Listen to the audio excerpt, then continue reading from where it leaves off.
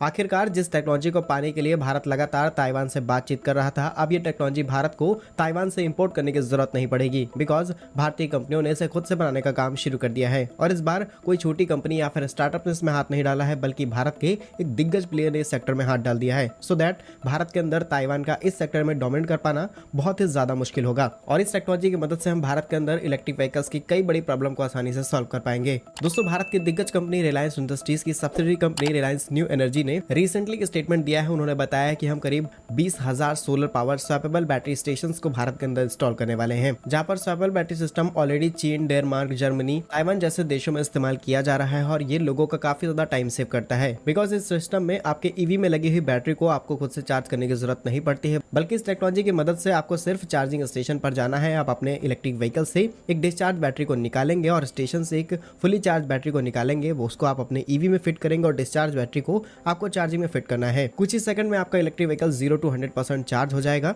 और यही भारत के अंदर काफी लंबे समय से इशू चलता आया है कि भारत में ईवी सक्सेसफुल नहीं हो सकती, बिकॉज लॉन्ग डिस्टेंस के लिए चार्जिंग सबसे बड़ी समस्या बन रही थी। बिकॉज लोगों की कंप्लेन ये थी कि हम अपने पेट्रोल या फिर डीजल व्हीकल के अंदर मुश्किल से 10 मिनट के अंदर पूरी फ्यूलिंग करा लेते हैं और हम अपने व्हीकल को रीस्टार्ट करके फिर से जर्नी स्टार्ट कर सकते हैं, बट ईवीज के साथ ऐसा नहीं था। बट इस टेक्नोलॉजी की मदद से ये पॉसिबल हो जाएगा, जहां पर रिलायंस की तरफ से आने वाली इस नई टेक्नोलॉजी की मदद से जो ऑपरेटिंग चार्जिंग कॉस्ट है उसे भी कम किया जा सकता है, क्योंकि करंटली अभी 40 से 50 रुपए प्रति किलोवाट चार्जिंग की कॉस्ट आती है और इसे घटा करके 5 रुपए प्रति किलोवाट कर दिया जाएगा। जहां पर अगर रिलायंस ग्रुप की बात की जाए तो करीब $10 बिलियन की इन्वेस्टमेंट क्लीन एनर्जी सेक्टर में रिलायंस करने वाली है और लगने वाले 20,000 solar power swappable battery station में 18,000 रिटेल आउटलेट्स पर लगाए जाएंगे और बचे हुए 2,000 जियोबीपी के साथ मिलकर के पेट्रोल पंप्स पर इंस्टॉल किया जाएगा। अगर हम बात करें इसके एक और बड़े एडवांटेज की, तो यहाँ पर लिथियम आयन बैटरीज के साथ साथ लिथियम आयन फॉस्फेट बैटरीज का भी इस्तेमाल किया जा सकता है और इस पूरे चार्जिंग स्टेशन को पावर देने के लिए सोलर पैनल्स का इस्तेमाल किया जाएगा। लेकिन रात के समय में यहाँ पर पावर सोर्स के लिए